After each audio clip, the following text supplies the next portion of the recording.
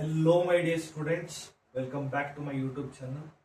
ಎಲ್ರಿಗೂ NEET results ಬಂದಿದೆ ಅಂತ ಅನ್ಕೊಳ್ತೀನಿ. ಎಲ್ಲ ನಿಮ್ಮ ರಿಸಲ್ಟ್ ನೋಡ್ಕೊಂಡಿದ್ದೀರಾ, ಎಷ್ಟು ರ್ಯಾಂಕ್ ಬಂದಿದೆ, ಯಾವ ಕೆಟಗರಿಯಲ್ಲಿ ಎಷ್ಟು ರ್ಯಾಂಕ್ ಬಂದಿದೆ ಅಂತ ನಿಮ್ಗೊಂದು ಕ್ಲಿಯರ್ ಐಡಿಯಾ ಸಿಕ್ಕಿರುತ್ತೆ. ಸಿಗಬಹುದು, ಸಿಗದೆ ಇರ್ಬೋದು. ಸಿಗ್ಲಿಲ್ಲ ಅಂದ್ರೆ ಇಂಜಿನಿಯರಿಂಗ್ ಮಾಡೋಣ, ಇಲ್ಲ BDS ಮಾಡೋಣ, ಆಯುಷ್, ನ್ಯಾಚುರೋಪತಿ, BAMS ಈ ತರ ಕೋರ್ಸ್ ಮಾಡೋಣ, ಇಲ್ಲ ಇಂಜಿನಿಯರಿಂಗ್ ಮಾಡೋಣ, ಇಲ್ಲ ಡ್ರಾಪ್ ತಗೊಳ್ಳೋಣ ಅಂತಾನು ಯೋಚನೆ ಮಾಡ್ತಿರ್ಬೋದು. ನೀವೇನಾದ್ರೂ ಡ್ರಾಪ್ ತಗೊಬೇಕು ಫಾರ್ ನೀಟ್ 2027 ಅಂದ್ರೆ ಖಂಡಿತವಾಗ್ಲೂ ಈ ವಿಡಿಯೋ ಸಂಪೂರ್ಣವಾಗಿ ನೋಡಿ, ನಿಮಗೆ ಕ್ಲಿಯರ್ ಒಂದು ಐಡಿಯಾ ಸಿಗುತ್ತೆ. ಅದಕ್ಕೋಸ್ಕರ ನೋಡಿ. ಒಂದು 5 hours ಬ್ಯಾಕ್ ನೀಟ್ ರಿಸಲ್ಟ್ಸ್ ಬಂತು. ಸ್ವಲ್ಪ ಇನ್ಫ್ಲೇಷನ್ ಆಗಿದೆ, ಎಕ್ಸ್ಪೆಕ್ಟೆಡ್ ರಿಸಲ್ಟ್ಸ್ ಬಂದಿಲ್ಲ. ಬೇಜಾರಾಗಬೇಡಿ. Last year previous year cut offs ನೋಡಿ. ಈ ವರ್ಷ ಕರ್ನಾಟಕದಲ್ಲಿ ನಿಯರ್ಲಿ 1,500 ಸೀಟ್ಸ್ ಅಂತೂ ಜಾಸ್ತಿ ಆಗೋ ಲಕ್ಷಣಗಳು ಕಾಣ್ತಾ ಇದೆ. ಆಲ್ರೆಡಿ 1300 ಸೀಟ್ಸ್ ಏನೋ ಜಾಸ್ತಿ ಆಗಿದೆ. ಇನ್ನೂ ಒಂದು 400 ಆಡ್ ಆಗಬಹುದು. ಅದನ್ನ KE ಅವರು ಕೌನ್ಸಿಲಿಂಗ್ ಅಲ್ಲಿ ಹೇಳ್ತಾರೆ, ಅವಾಗ ನೋಡಿ. ಬಟ್ ಇವಾಗ ಯಾರ್ಯಾರು ಡ್ರಾಪ್ ತಗೊಬೇಕು ಅಂತ ಇದ್ದೀರಾ ನೀಟ್ 2027ಗೆ, ಈ ವಿಡಿಯೋ ನೋಡಿ. ಮಕ್ಕಳೇ, ಪ್ರತಿ ವರ್ಷ ಮೋರ್ ದನ್ 20 lakh ಸ್ಟೂಡೆಂಟ್ಸ್ ಬರೀತಾರೆ. ಅದರಲ್ಲಿ ಸೀಟ್ಸ್ ಮೇ ಬಿ ಇರೋದು 1 lakh 1.2 lakhs. ಅದರಲ್ಲೂ ಕೆಟಗರೀಸ್ ಡಿವೈಡ್ ಮಾಡಿದ್ರೆ ಕೆಲವೊಂದು ಕೆಟಗರೀಸ್, ಕೆಲವೊಂದು ಸ್ಟೇಟ್ಸ್ ಅಲ್ಲಿ 65,000 ತೆಗೆದ್ರು ಸಿಗಲ್ಲ. ಕೆಲವೊಂದು ಕೆಟಗರಿ 75,000-80,000, 1 lakh 1.5 lakh ಹಿಂಗ್ ಹೋಗುತ್ತೆ. ಮತ್ತೆ ಈ ಮ್ಯಾನೇಜ್ಮೆಂಟ್ ಕೋಟಾ ಅನ್ನೋದು more than 45 lakhs per year, 2 ಕೋಟಿ ಆಗುತ್ತೆ ಮ್ಯಾನೇಜ್ಮೆಂಟ್. ಅದರಲ್ಲಿ ಸೆಮಿ ಮ್ಯಾನೇಜ್ಮೆಂಟ್ 22.5 lakh ಸೀಟು. ಕಮ್ಮಿ ಬಜೆಟ್ ಅಲ್ಲಿ ನೀವು MBBS ಕಂಪ್ಲೀಟ್ ಮಾಡಬೇಕು ಅಂದ್ರೆ ನಿಮಗೆ ಇರುವಂತಹ ಒಂದೇ ಒಂದು ಮಾರ್ಗ, ನೀಟ್ ಮುಖಾಂತರ ಒಳ್ಳೆ ಮಾರ್ಕ್ಸ್ ತೆಗೆದು, ಒಳ್ಳೆ ರ್ಯಾಂಕ್ ತೆಗೆದು, ಗವರ್ನಮೆಂಟ್ ಸೀಟ್, ಗವರ್ಮೆಂಟ್ ಕಾಲೇಜ್ ಇರ್ಬೋದು ಅಥವಾ government seat in private college ಇರ್ಬೋದು, ತಗೊಂಡು MBBS ಮಾಡೋದು. MBBS ಅನ್ನೋದು ತುಂಬಾ ಜನ ಮಕ್ಕಳಿಗೆ ಕನಸು, ಮತ್ತೆ ಪೇರೆಂಟ್ಸ್ ನ ಆಸೆ. ಅಯ್ಯೋ, ನನ್ನ ಮಗ ಡಾಕ್ಟರ್ ಆಗ್ಬೇಕು, ನನ್ನ ಮಗಳು ಡಾಕ್ಟರ್ ಆಗ್ಬೇಕು ಅನ್ನೋ ಆಸೆ. ಅದಕ್ಕೋಸ್ಕರ 1 ವರ್ಷ ಡ್ರಾಪ್ ಕೊಡ್ಸೋಣ. ಕೋಚಿಂಗ್ಗೆ 2 lakhs, ಲೈಕ್ 80,000 rupees ಇಂದ ನಿಮ್ಗೆ 3.5 lakh 3,75,000 ವರೆಗೂ ಬರೀ ಅಡ್ಮಿಷನ್ ಫೀಸೇ ತಗೊಳ್ತಾರೆ. ಅಂತ ಕೋಚಿಂಗ್ ಇನ್ಸ್ಟಿಟ್ಯೂಟ್ಸ್ ಇದೆ, ಬೆಂಗಳೂರಲ್ಲೂ ಇದೆ, 100 ಕೋಚಿಂಗ್ ಇನ್ಸ್ಟಿಟ್ಯೂಟ್ಸ್ ಇದೆ. ಯಾವ್ದು ನಂಬೋದು, ಯಾವ್ದು ಬಿಡೋದು ಎಲ್ಲ ಹೇಳ್ತೀನಿ.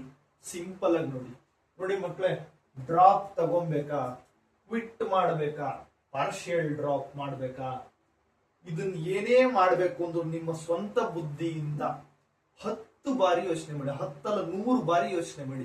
ಕೂತ್ಕೊಳ್ಳಿ, ಫೋನ್ ಒಂದ್ ಕಡೆ ಬಿಸಾಕಿ, ಫೋನ್ ನ ಮುಟ್ಬೇಡಿ. ಕೂತ್ಕೊಂಡು ಥಿಂಕ್ ಮಾಡ್ಕೊಂಡು ಆರಾಮಾಗಿ ಯೋಚನೆ ಮಾಡಿ, ತಗೊಬೇಕಾ. ನೆಕ್ಸ್ಟ್ ವರ್ಷ ಸೀಟ್ ತಗೊಳ್ಳೋ ಅಂತ ಕೇಪಬಿಲಿಟೀಸ್ ನಿಮ್ಮಲ್ಲಿ ಇದೆಯಾ? ಆ ಫಿಸಿಕ್ಸ್ ಕ್ವೆಶ್ಚನ್ಸ್, ಆ ಆರ್ಗ್ಯಾನಿಕ್ ಕೆಮಿಸ್ಟ್ರಿ, ಆ ಇನ್ಆರ್ಗ್ಯಾನಿಕ್ ಕಾನ್ಸೆಪ್ಟ್ಸ್, ಆ ಬಯಾಲಜಿ, ಅನಾಟಮಿ, ಪ್ಲಾಂಟ್ ಫಿಸಿಯಾಲಜಿ, ಇದನ್ನೆಲ್ಲ ಮೈಂಡ್ ಅಲ್ಲಿ ಇಟ್ಕೊಂಡು ನಿಮಗೆ ಒಳ್ಳೆ ರ್ಯಾಂಕ್ ತಗೊಂಡು ನಾನು ಸೆಲೆಕ್ಟ್ ಆಗ್ತೀನಿ ಅನ್ನೋ ನಂಬಿಕೆ ನಿಮ್ಮಲ್ಲಿದೆಯಾ? ಇದು ಜೋಕ್ ಅಲ್ಲ.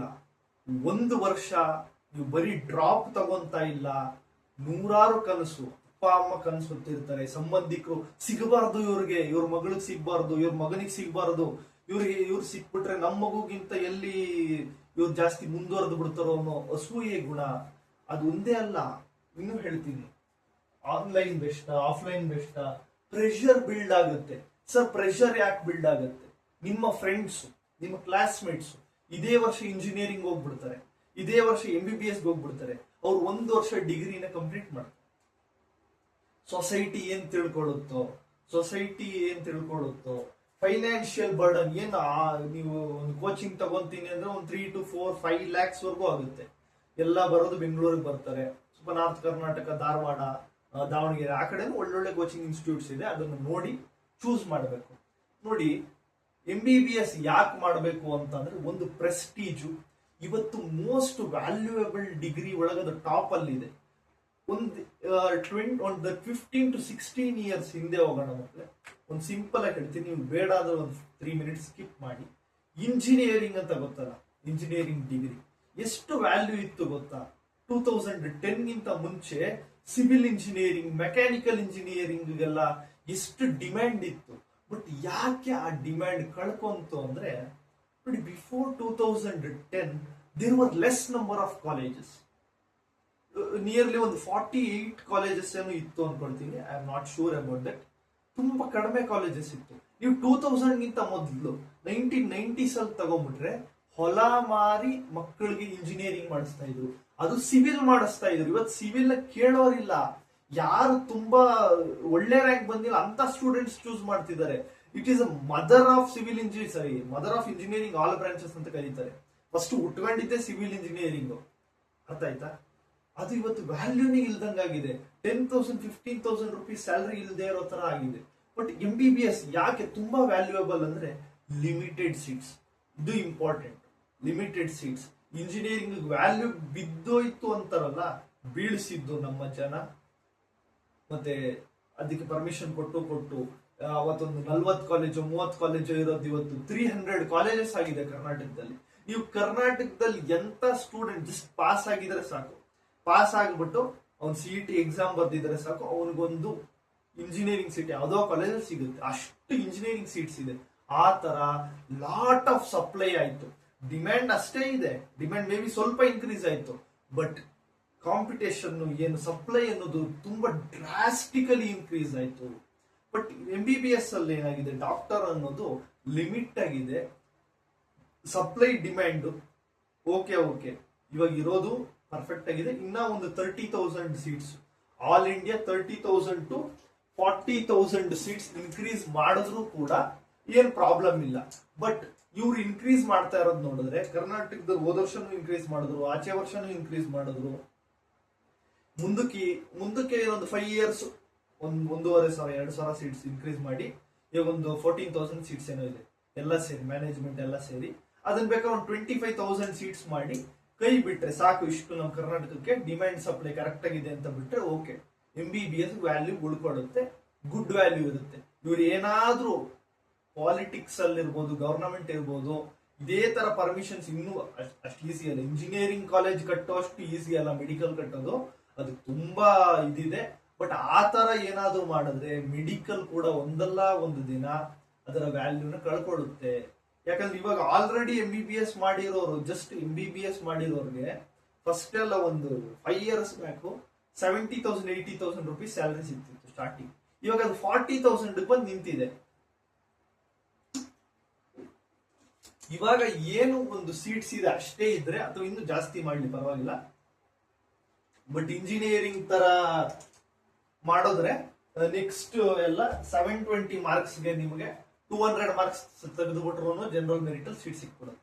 ಹಂಗೆಲ್ಲ ಮಾಡಿದ್ರೆ ಅದರ ವ್ಯಾಲ್ಯೂ ಕಳ್ಕೊಳ್ಳುತ್ತೆ. ಜನರಿಗೆ ಸೇವೆ ಮಾಡೋದು ಬರೀ ಇದೊಂದರಿಂದನೇ ಅಲ್ಲ, ತುಂಬಾ ಆಯ್ಕೆಗಳಿದಾವೆ.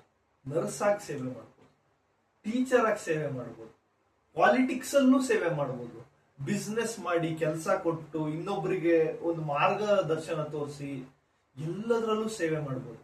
ಬಟ್ MBBS ಅನ್ನೋದು ತುಂಬಾ ಅಂದ್ರೆ ತುಂಬಾ 95% ಸ್ಟೂಡೆಂಟ್ಸ್ ಮಾಡೋದು ಪ್ರೆಸ್ಟೀಜ್ಗೋಸ್ಕರ. ಸೇವೆ ಅಂದ್ರೆ ತುಂಬಾ ಇದಾವಲ್ಲ ಸ್ವಾಮಿ, ಯಾಕೆ ಇಂಜಿನಿಯರಿಂಗ್ ಸೇವೆ ಅಲ್ವಾ, ಟೀಚಿಂಗ್ ಸೇವೆ ಅಲ್ವಾ. ನೀವು 100,000 ಸ್ಟೂಡೆಂಟ್ಸ್ಗೆ ಟೀಚ್ ಮಾಡಿ ಮುಂದೆ ಆ ಸ್ಟೂಡೆಂಟ್ಸ್ ತುಂಬಾ ದೊಡ್ಡ ಮಟ್ಟದಲ್ಲಿ ಬೆಳೆದು ಅವ್ರು ಇನ್ನೊಬ್ರಿಗೆ ಹೆಲ್ಪ್ ಮಾಡ್ತಾ ಇದ್ರೆ ಅದು ಸೇವೆ ಅಲ್ವಾ. MBBS ಒಂದೇನಾ ಸೇವೆ? This is Prestige. Of course ಸೇವೆ ಇದೆ, ಬಟ್ ಟೀಚಿಂಗ್ ಪ್ರೊಫೆಷನ್ ಅಲ್ಲೂ ಇದೆ ಅಲ್ವಾ. ಟೀಚಿಂಗ್ ಪ್ರೊಫೆಷನ್ ಇಲ್ವಾ? ಇವಾಗ ಯಾರ್ಯಾರೋ KCET ಗೈಡ್ ಅಂತ ಮಾಡ್ತಾರೆ, KCETಗೆ ಇಷ್ಟು ಈ ತರ ಮಾಡ್ಬೇಕು ನೀವು ಕೌನ್ಸಿಲಿಂಗ್ ಈ ತರ ಅಂತ, ಅದು ಸೇವೆ ಅಲ್ವಾ ತುಂಬಾ ಜನಕ್ಕೆ. Am I right? So drop ಮಾಡ್ತಾ ಇದ್ದೀನಿ ಅಂದ್ರೆ 100 ಸತಿ ಕೂತ್ಕೊಂಡು ಥಿಂಕ್ ಮಾಡಿ, ನನ್ನ ಕೈಯಲ್ಲಿ ಅದು ಪಾಸಿಬಲ್ ಇದೆಯಾ?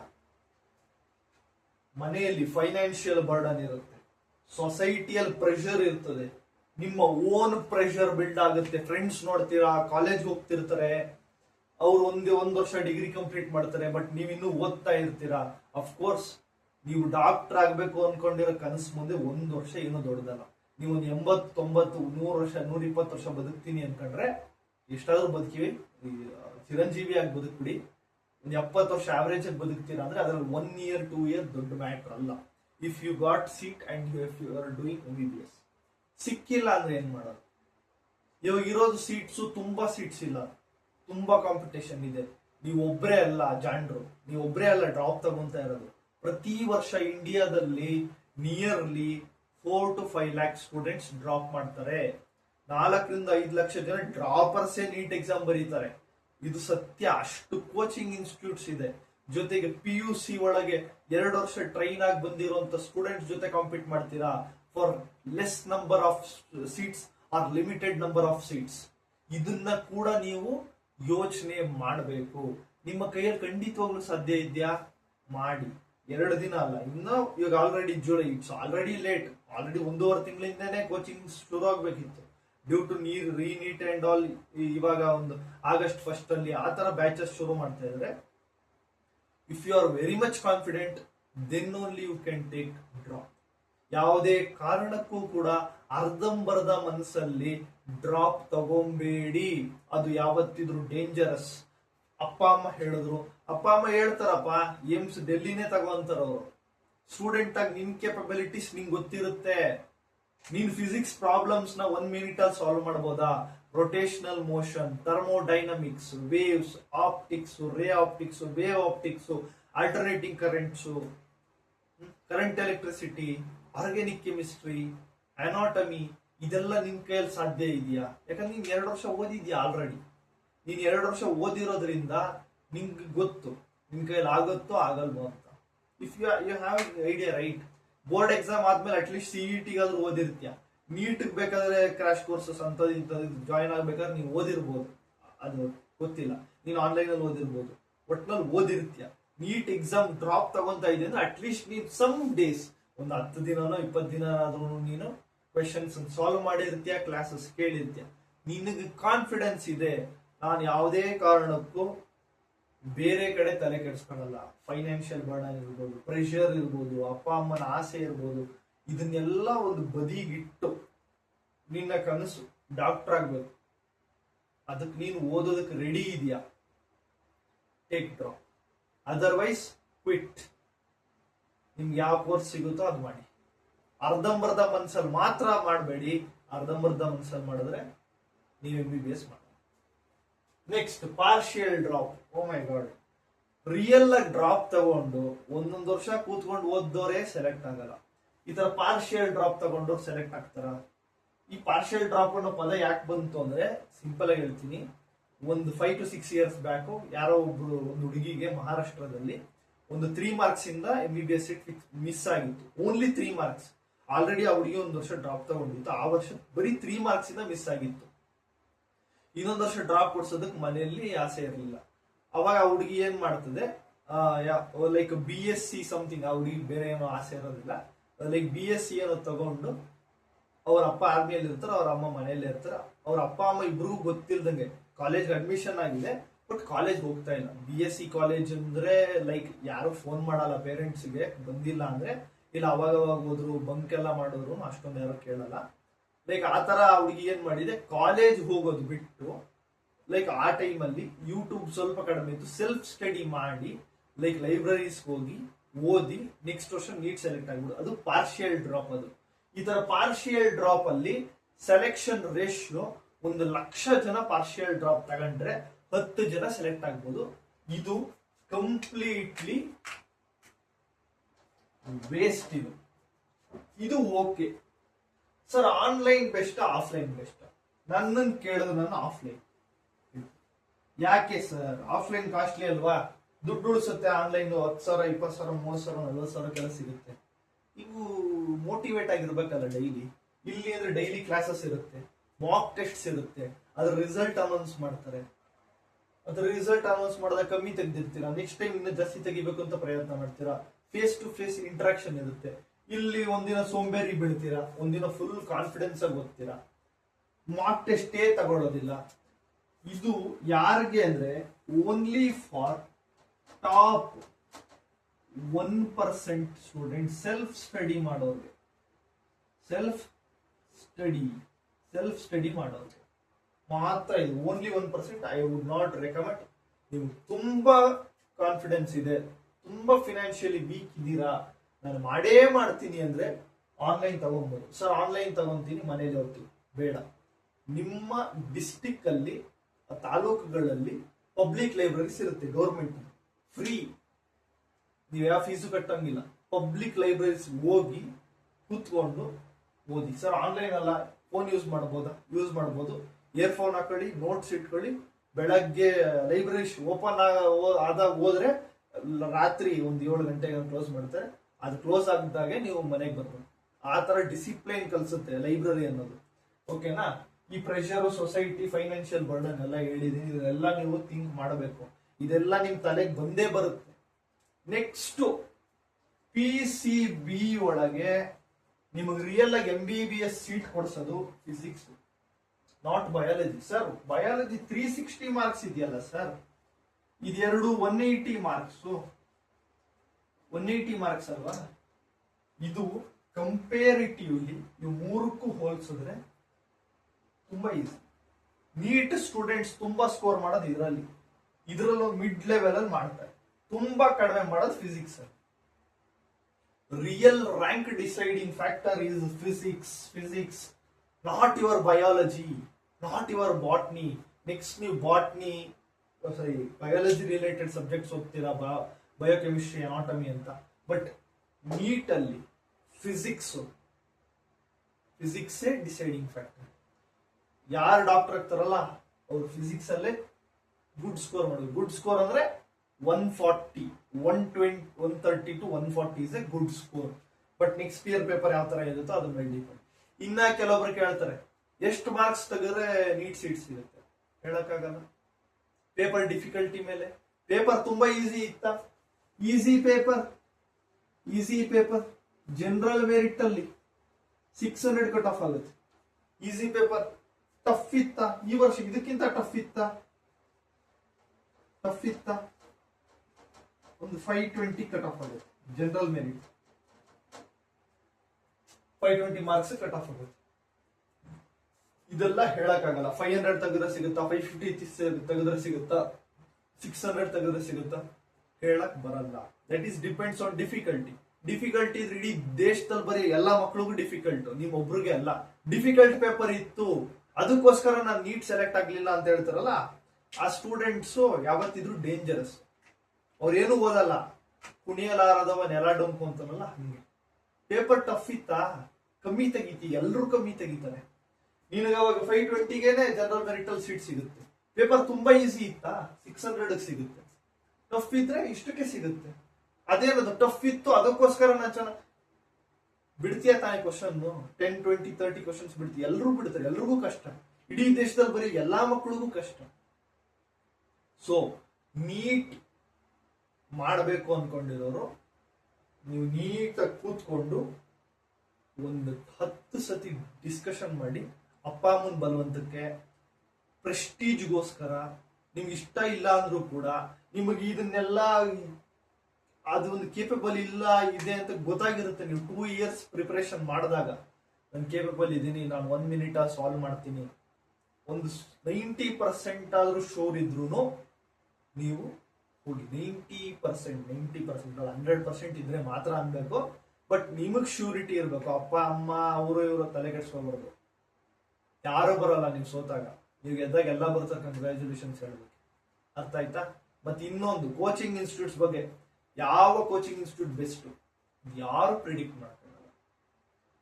ನೀವು ಯಾವ್ದೋ ಒಂದು 5-6 ಕೋಚಿಂಗ್ ಇನ್ಸ್ಟಿಟ್ಯೂಟ್ಸ್ ನೇಮ್ ಇಟ್ಕೊಳ್ಳಿ, ಒಂದಿನ ಹೋಗಿ ಆ ಕೋಚಿಂಗ್ ಇನ್ಸ್ಟಿಟ್ಯೂಟ್ ಒಳಗೆ ಹೋದ್ರೆ ಅವರು ಎಲ್ಲ ನಮ್ದು ಸಖತ್ತಾಗಿದೆ, ನಮ್ದೇ ಟಾಪ್ 1 ಇಡೀ ಬೆಂಗಳೂರಿಗೆ, ಇಡೀ ಕರ್ನಾಟಕಕ್ಕೆ, ಇಡೀ ದೇಶಕ್ಕೆ ಅಂತ. ಹಂಗಲ್ಲ.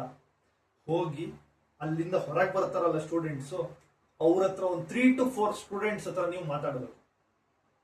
ಅಲ್ಲಿ ಓದ್ತಾ ಇರೋ ವಿದ್ಯಾರ್ಥಿಗಳ ಹತ್ರ ನೀವು ಕೇಳಿದಾಗ ಅದೊಂದು ಕೋಚಿಂಗ್ ಇನ್ಸ್ಟಿಟ್ಯೂಟ್ ನ ರಿಯಾಲಿಟಿ ಹೇಳ್ತಾರೆ. ತುಂಬಾ ಚೆನ್ನಾಗಿದೆ, ಮಾಕ್ ಟೆಸ್ಟ್ಸ್ ಎಲ್ಲ ತುಂಬಾ ಚೆನ್ನಾಗಿದೆ, ಸಪೋರ್ಟಿವ್, ಈ ತರ ಹೇಳ್ತಾರೆ. ಒಬ್ಬರ ನೆಗೆಟಿವ್ ಹೇಳ್ಬೋದು. ಅದಕ್ಕೆ ನಾನು ಹೇಳಿದ್ದು 3 to 4 ಮೆಂಬರ್ಸ್ ಹತ್ರ ನೀವು ಕೇಳಬೇಕು. ಮತ್ತೆ ನೀಟ್ ಕೇಪಬಲ್ ಇದೀನಾ ಇಲ್ವಾ ಅನ್ನೋದಕ್ಕೆ ಇವತ್ತಿಂದ ಕೂತ್ಕೊಂಡು, ಇವಾಗಲೇ ಈ ವಿಡಿಯೋ ನೋಡಿದ್ದು ನೆಕ್ಸ್ಟ್ ಮಿನಿಟ್ ನಿಮ್ ಬುಕ್ಸ್ ಎಲ್ಲ ಏನಿದೆ ತೆಗೆದು ಓದೋದಕ್ಕೆ ಸ್ಟಾರ್ಟ್ ಮಾಡಿ. ಸರ್ ಕೋಚಿಂಗ್ ಇಂದ August 1 ಇವತ್ತೇ ಸ್ಟಾರ್ಟ್ ಮಾಡಿ. 10 days ಓದಿ. ನೀವು 10 days ಕೂಡ ಕನ್ಸಿಸ್ಟೆಂಟ್ ಆಗಿದ್ದೀನಿ, ನಾನು ಓದ್ತಾ ಇದ್ದೀನಿ, ಯೂಟ್ಯೂಬ್ ಅಲ್ಲಿ ತೆಗೀರಿ, 100 ವಿಡಿಯೋ ಸಿಗುತ್ತೆ, ನೋಡಿ, ನೋಟ್ಸ್ ಮಾಡಿ, ಪ್ರಾಬ್ಲಮ್ ಸಾಲ್ವ್ ಮಾಡಿ, PYQs ಮಾಡಿ. 10 ದಿನಕ್ಕೆ ಎಷ್ಟಾಗುತ್ತೋ ಅಷ್ಟು ಮಾಡಿ. ಫಿಸಿಕ್ಸ್ ಮಾಡಿ. ಫಿಸಿಕ್ಸ್ ಕೆಮಿಸ್ಟ್ರಿ ಮಾಡಿ, ಬಯಾಲಜಿ ಬೇಡ, ಫಿಸಿಕ್ಸ್ ಕೆಮಿಸ್ಟ್ರಿ ಮಾಡಿ. ಇವಾಗ ಫಸ್ಟ್ ಒಂದು 10 days before going to coaching institute for drop, ಆಯ್ತಾ? ಫಿಸಿಕ್ಸ್ ಮತ್ತೆ ಕೆಮಿಸ್ಟ್ರಿ ಮಾಡಿ, ನಿಮ್ಗೆ ಗೊತ್ತಾಗುತ್ತೆ 10 days ಅಲ್ಲಿ ನಾನು ನೀಟ್ ಕೇಪಬಲ್ ಇದೀನ ಇಲ್ಲ ಅಂತ. 10 to 15 days ಕರೆಕ್ಟ್ ಆಗಿ ಡೈಲಿ ಒಂದು 10 hours ಎಫರ್ಟ್ಸ್ ಹಾಕಿದ್ರೆ ನಿಮ್ಗೆ ಗೊತ್ತಾಗ್ಬಿಡುತ್ತೆ ನಾನು ನೀಟ್ ಮಾಡಬಲ್ಲೇನಾ ಮಾಡಕ್ಕಾಗಲ್ವಾ ಅಂತ. ಓಕೆನಾ? ಎಷ್ಟು ಸತಿ ಥಿಂಕ್ ಮಾಡ್ಬೇಕು? 10 ಸತಿ ಅಲ್ಲ, 100 ಸತಿ ಥಿಂಕ್ ಮಾಡಿ. ಒಂದ್ 2-3 ದಿನ ಆರಾಮಾಗಿ ಕೂತು ಯೋಚನೆ ಮಾಡಿ. ಫೋನ್ ಗೀನಲ್ಲಿ ಅವ್ರು ಹೇಳಿದ್ರು ಇವ್ರು ಹೇಳಿದ್ರು, ನಾನು ಹೇಳಿದ್ದು ಮರ್ತೋಗಿ. ನಿಮ್ಮ ಒಂದು ಓನ್ ಥಾಟ್ ಈಸ್ ಇಂಪಾರ್ಟೆಂಟ್. ಓಕೆನಾ? All the best.